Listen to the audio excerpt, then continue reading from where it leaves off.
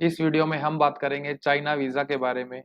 China visa में क्या नया अपडेट आया है और इसमें फॉर्म में क्या-क्या रिवाइज़ हुआ है जो हमें फिल करना है, और अगर प्रॉपर इन्फॉर्मेशन फिल ना करने पर वहाँ पे फाइल एक्सेप्ट नहीं की जाती है।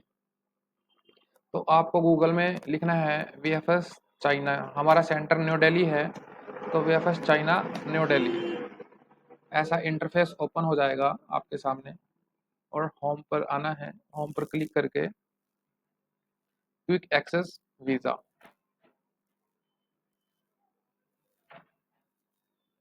और इस वीडियो में मैं आपको ये भी बताऊंगा अपॉइंटमेंट कैसे ले और लेनी है या नहीं लेनी है, अब इसका क्या प्रोसीजर है। आपको न्यू एप्लीकेशन फॉर्म यहाँ पे फिल करें पहले। आप स्क्रॉल डाउन करेंगे, एग्री का ऑप्शन आएगा। अब ये देखिए यहाँ पे न्यू दिल्ली आ गया। अगर आप वीएफएस मुंबई सिलेक्ट करते तो यहाँ पे मुंबई लिखा आता। अब हम लोग हरियाणा से है तो हम न्यू दिल्ली में हमारा पासपोर्ट का सबमिशन रहता है। Start new application form, start new application.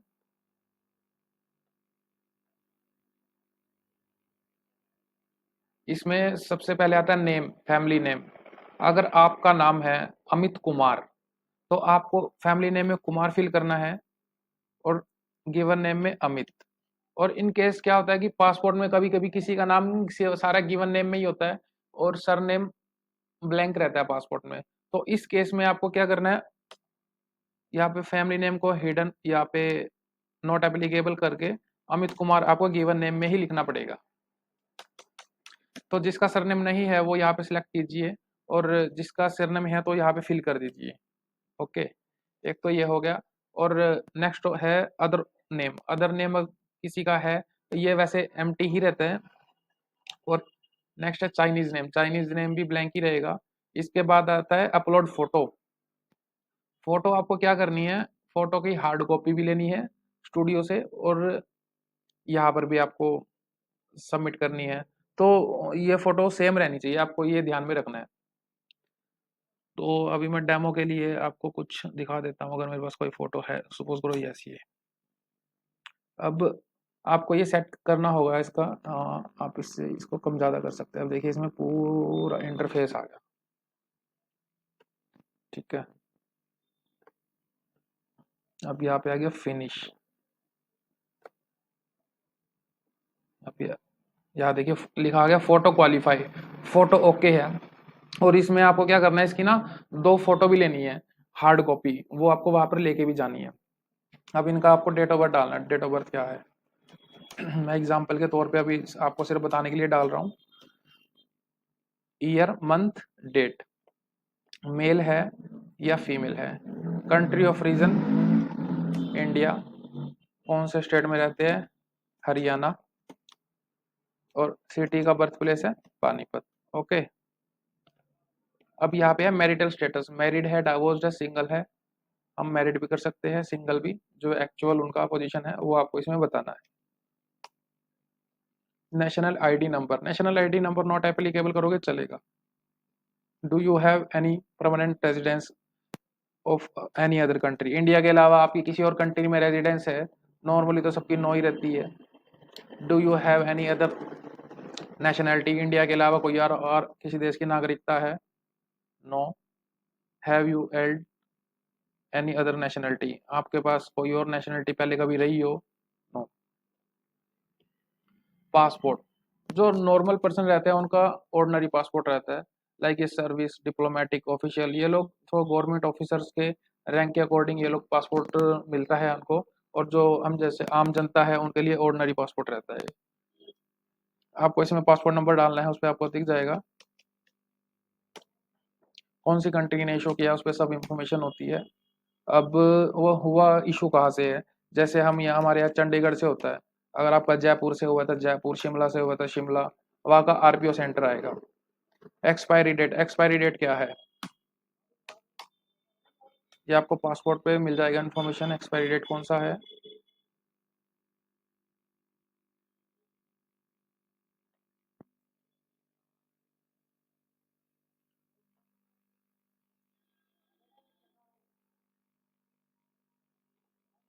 अब ये कह रहा है type of visa. Type of visa में आप टूरिज्म घूमने के लिए जा रहे हैं या बिजनेस के लिए जा रहे हैं। घूमने के लिए जा रहे हैं तो टूरिज्म सेलेक्ट करना है, और बिजनेस के लिए जा रहे हैं तो कमर्शियल ट्रेड एक्टिविटीज, जो एम कैटेगरी जिसको बोलते हैं। फिर आता है एक एक्सप्रेस और नॉर्मल। एक्सप्रेस में पासपोर्ट मिल जाता है थर्ड डे। सपोज करो मंडे को सबमिट होता है और ट्यूसडे भी वर्किंग डे रहता है, तो आपको ये पासपोर्ट मिल जाएगा वेनेसडे को आफ्टरनून में। और अदरवाइज नॉर्मल कैटेगरी में आपको ये मिलता है मंडे का पासपोर्ट नेक्स्ट मंडे को। अब ये लोग कह रहे हैं वीजा वैलिडिटी मिनिमम आता है 3 मंथ का। ये कह रहे हैं कि लॉन्गेस्ट स्टे हमें तो 15 डेज भी बहुत है। एंट्री कहते हैं सिंगल। एक सपोज करो 3 मंथ का वीजा आता है तो आप सिंगल विजिट कर सकते हो। अगर आप रेगुलर विजिटर हो चाइना के तो आप 6 मंथ डबल एंट्री भी कर सकते हो select.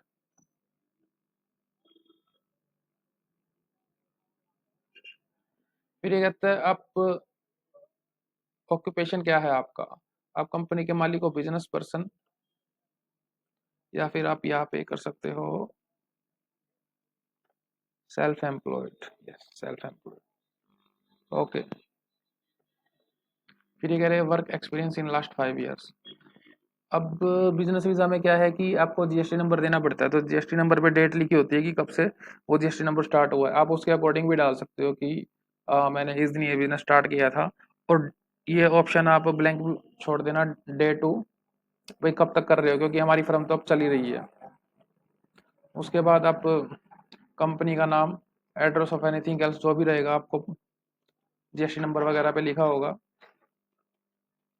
Phone number, position. Position आप कंपनी में मालिक है तो ओनर लिख सकते हैं। यहाँ पे नेम ऑफ सुपरवाइजर में आपका नाम ही आएगा।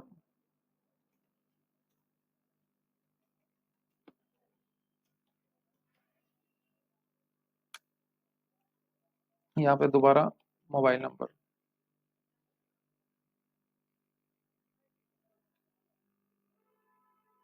फिर ये बोलता है कि आपकी एजुकेशन क्या है। जैसे कि अगर आपने हरियाणा बोर्ड से किया है या राजस्थान बोर्ड से एजुकेशन की है, आपको यहाँ पे फिल करना है। Board of secondary education Haryana, ये राजस्थान। और आप ग्रेजुएट है या उससे ज़्यादा बराबर है तो ग्रेजुएट, हाई स्कूल 12th वगैरह की है तो हाई स्कूल 12th, और उससे ज़्यादा डिग्री है तो आप यहाँ पे मेंशन कर सकते हैं। और 10th वगैरह है तो अंडर ग्रेजुएट कर सकते हैं। अंडर ग्रेजुएट करके आप यहाँ पे 10th भी सिलेक्ट कर सकते हैं, या फिर हाई स्कूल और पीएचडी वगैरह जो भी आपकी क्वालिफिकेशन है आप उसके अकॉर्डिंग इसको फिल कीजिए। यहाँ पे आपके घर का एड्रेस एज पर पासपोर्ट। फिर यहाँ पे आपका मोबाइल नंबर, यहाँ पे भी मोबाइल नंबर, ईमेल एड्रेस जो भी आपका है, फैमिली मेंबर। फैमिली मेंबर में आप अपनी वाइफ का नेम डाल सकते हैं, वाइफ का सरनेम,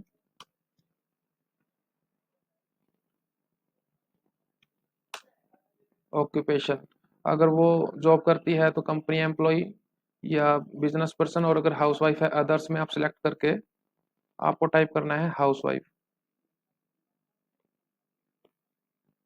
यहाँ पे उनकी डेट ऑफ बर्थ फिल करनी है, country of birth India, city of birth Panipat, address same S, wife है तो सेम एप्लीकेंट एड्रेस मतलब अपने हस्बैंड वाला एड्रेस भी इसमें फिल कर सकते हैं। मैंने वहाँ पे अभी वैसे रैंडमली लिख दिया था तो मैंने सेम एप्लीकेंट एड्रेस किया तो सेम कॉपी हो गया यहाँ पर। उसके बाद ऐसे ही आपको अपने फादर की डिटेल डालनी है। यहाँ पे देखिए फादर ने,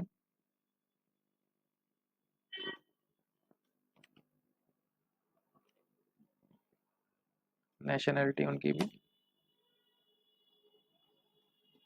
पहले क्या होता था कि ये नहीं भी फिल करते थे तो ले लेते थे, यहाँ पे नॉट एप्लीकेबल लिख के फादर नेम लिख देते थे, बट अब इन्होंने ये चेंज कर दिया। अब वो दोबारा फॉर्म को फिल करवाते हैं तो पहले से ही अपने पेरेंट्स की सही डिटेल यहाँ से डाल के लेके जाए ताकि आपको कोई दिक्कत ना हो। उनकी भी डेट ऑफ बर्थ डालनी है यहाँ पर। ये तो मैं अभी सिर्फ आपको फॉर्म समझाने के लिए रैंडमली कुछ भी फिल कर रहा हूँ।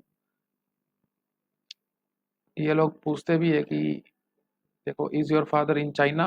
नो। यहाँ पर भी is your mother in China, no. ठीक है, अब अगर आपके चिल्ड्रन हैं आप उनकी डिटेल फिल कीजिए।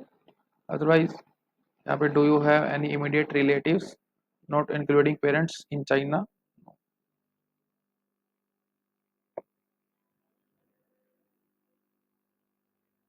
अच्छा, चिल्ड्रन अभी नॉट एप्ली, चिल्ड्रन जरूरी नहीं है सबके हो, तो जिसका होगा उसको इसमें फिल करनी है detail. Otherwise proceed to section 6। अब ये लोग कह रहे हैं कि आपकी इंटेंडेड डेट कौन सी है जो आपने अभी डिसाइड कर रखा है। हम इसमें आज 12 मार्च है तो हम 1 अप्रैल इसमें डाल सकते हैं, 2024 0401। नंबर ऑफ अराइवल ट्रेन, अब इसमें क्या है, पहले हम जीरो भी लिख सकते थे, लेकिन अब इसमें इन्होंने एक ऑप्शन है बाय फ्लाइट, हम बाय फ्लाइट आएंगे। नॉट येट डिसाइडेड, बट अभी हमने टिकट्स बुक नहीं की है ना। अब चाहे ये वीजा अप्लाई करने के लिए कंफर्म टिकट की बुक नहीं, नीड नहीं है, तो आपको यहाँ पे लिखना है by flight not yet decided, कि फ्लाइट अभी डिसाइड नहीं हुई है बट हम फ्लाइट से आएंगे। अब आपको जाना कौन से शहर में है, सिटी ऑफ अराइवल। तो आपके पास इनविटेशन आएगा इसमें, तो इनविटेशन पे ना सारा एड्रेस लिखा होता है कि यहाँ पे कौन सी सिटी में आना है और कौन सा यहाँ पे इसका काउंटी है, सब एड्रेस वगैरह डालना है।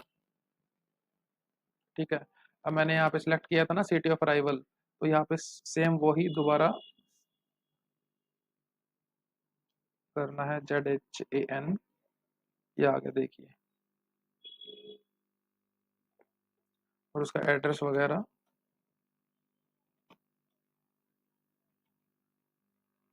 डेट ऑफ अराइवल अभी हमने ऊपर भरा था 1 अप्रैल, कितने दिन के लिए, हमने वहाँ पे 15 दिन भरा था, तो 1 2 3 4 5 6 7 8 9 10 11 12 13 14 15 अप्रैल की वापसी। ये लोग अब दोबारा पूछ रहे हैं डेट ऑफ डिपार्चर कि वापसी कब आओगे आप, तो हम दोबारा इसमें 15 अप्रैल फिल कर सकते हैं। अब ये पूछ रहे हैं कि दोबारा कि कौन सी बाय फ्लाइट वगैरह ये सब आओगे, तो हमें सेम ये फिल करना है by flight not yet decided. ये ऑप्शन इन्होंने अभी दिया है, पहले हम यहाँ पे जीरो भी फिल कर देते थे, लेकिन अब ये लोग वहाँ पे प्रॉब्लम क्रिएट करने लग गए हैं, इस वजह से मैं आपको ये बता रहा हूँ कि इन्होंने चेंजेस किया है और आपको वहाँ पे जाके दिक्कत ना आए कि वापसी कहाँ से आओगे आप, हम यहीं से आएंगे। और या फिर आप वो भी फिल, यहाँ पे आपने सिलेक्ट कर लिया, हाँ नो प्रॉब्लम इसमें भी। और इनवाइटिंग पर्सन, इनवाइटिंग पर्सन जो कंपनी आपको इनविटेशन भेजती है उसका name, relation to you not applicable भी लिख सकते हो और आप यहाँ पे बिजनेस भी लिख सकते हो।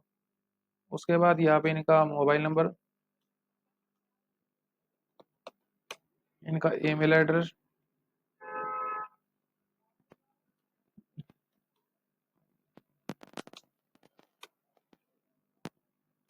इनका एड्रेस यहाँ पे पूरा जो हमने ऊपर डाला था, प्रोविंस में अगर ये जो भी प्रोविंस हो इनका, Guangzhou Guangdong anything else, postal code,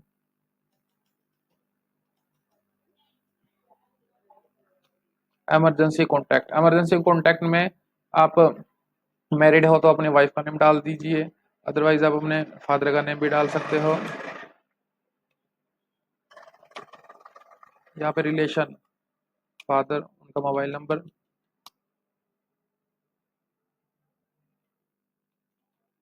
gmail.com, आप अपनी ईमेल आईडी भी डाल सकते हैं और उनकी ईमेल आईडी भी डाल सकते हैं। Who will pay for this, अब मालिक है तो खुद ही पे करेंगे इसका। और पर्सनल शेयरिंग द पासपोर्ट, किसी के साथ हम शेयर तो नहीं कर रहे हैं अपना पासपोर्ट। Proceed to section 7। ये बोलते हैं have you been to China, आप कभी पहले चाइना गए हो।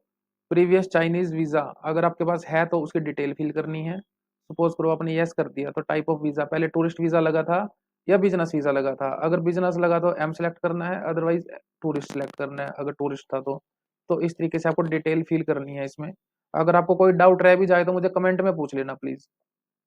वैलिड अदर कंट्री वीजा, अगर किसी का यूएसए का वीजा है, जैसे 10 साल का वीजा आता है, कनाडा का 10 साल का वीजा आता है, तो आप इसमें यस करके आप उसमें यूएसए लिख सकते हो, कनाडा लिख सकते हो, और अगर नहीं है तो नो कर दो। फिर ये लोग पूछते हैं country visited in past 12 month, अगर आप पिछले 12 महीने में कहीं पे घूमने गए हो, लाइक कोई थाईलैंड जा रहा है, और आपको फिर यहाँ पे सिलेक्ट करना है, यहाँ पे थाईलैंड लिखना है आपको। और कोई दुबई गया है तो दुबई लिखना है। ऐसे दुबई का यहाँ पे एक आएगा यूनाइटेड, ये देखिए यूएई आ गया नीचे, यूनाइटेड अरब एमिरेट्स। इस तरीके से अगर कोई कहीं पे नहीं गया है तो आपको यहाँ पे नो सेलेक्ट करके और प्रोसीड टू सेक्शन 8 कर देना है। ये पूछ रहा है आपका कभी चाइना वीज़ा रिफ्यूज़ हुआ है, ये नो। कभी चाइना वीज़ा कैंसिल हुआ है, नो। आप कभी लीगली इलीगली या वहाँ पे स्टे किया, ओवर स्टे किया आपने चाइना में, नो। ये सब ऑप्शन आपको रीड करके आपको करेक्ट फिल करना है, आपको बताना है, झूठ नहीं बोलना है इसमें, क्योंकि अगर आपको झूठ बोल भी दोगे और आपका जो चाइना में कुछ रिकॉर्ड होगा तो वो उनकी रिकॉर्ड में आ जाएगा। अब ये लोग कह रहे हैं how are you going to collect your passport. आपके पास दो ऑप्शन है, अगर आप बोलते हो कि हम वीज़ा सेंटर से जाके ही उठाएंगे, या आपके पास जाने का टाइम नहीं है बाय पोस्ट, आप यहाँ पे अपना एड्रेस फिल कर दीजिए, आपसे वहाँ पे कोरियर की फीस ले ली जाएगी और आपको एड्रेस पे कोरियर कर दिया जाएगा। Proceed to section 10। अब देखिए आपने फॉर्म का आप रिव्यू ले सकते हैं, यहाँ पे आपने कुछ गलत किया है तो यहाँ से एडिट कीजिए, otherwise I have understood and submit the form. अगर आपने यहाँ पे फॉर्म सबमिट कर दिया, यहाँ पे पर्सनल एप्लीकेंट करना है, उसके बाद आप कोई चेंजेस नहीं कर सकते। कन्फर्म।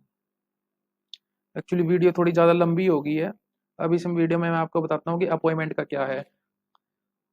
जैसे कि अब आपने सबमिशन कर दिया ना, तो यहाँ पे सेकंड्स चलते हैं, देखो देखो 10 5 4 3 2 1। यहाँ पे आपको सिलेक्ट करना है, अब आपको करना है डाउनलोड फॉर्म। अब यहाँ पे देखिए ये डाउनलोडिंग चल रही है इनकी। हाँ तो दोस्तों मैं इसमें बता रहा था कि अपॉइंटमेंट की अब इसमें क्या है, अब नीड नहीं है, आप यहाँ से डायरेक्ट फॉर्म फिल कीजिए, अपने रेस्ट डॉक्यूमेंट्स को रेडी कीजिए, लाइक जीएसटी नंबर। ये देखिए फॉर्म फिल हो गया। अब आपको इस सारे 8 पेजेस है, इन सब का प्रिंट निकाल लेना है। यस, और ये प्रिंट निकाल के और आपको डॉक्यूमेंट्स में इसमें इसका एक कवरिंग लेटर भी बनाना है अपनी तरफ से। कवरिंग लेटर बना के और आपका जीएसटी नंबर, 3 चीज़ें आपको देनी है, और पासपोर्ट फ़ोटो 5, और उसके बाद इन्वाइटर की आईडी, इन्वाइटर की कंपनी का ट्रेड लाइसेंस। जैसे अपने यहाँ पे जीएसटी नंबर होता है, वहाँ पे ट्रेड लाइसेंस होता है, उसका ट्रेड लाइसेंस और इन्विटेशन, 3 चीज़ें वहाँ से। ये सभी डॉक्यूमेंट्स आपको कलेक्ट करके वीएफएस में जाना है और वो आपसे सारी फाइल ले लेंगे और आपके फाइल को सबमिट कर लेंगे। Thank you so much, please subscribe my channel.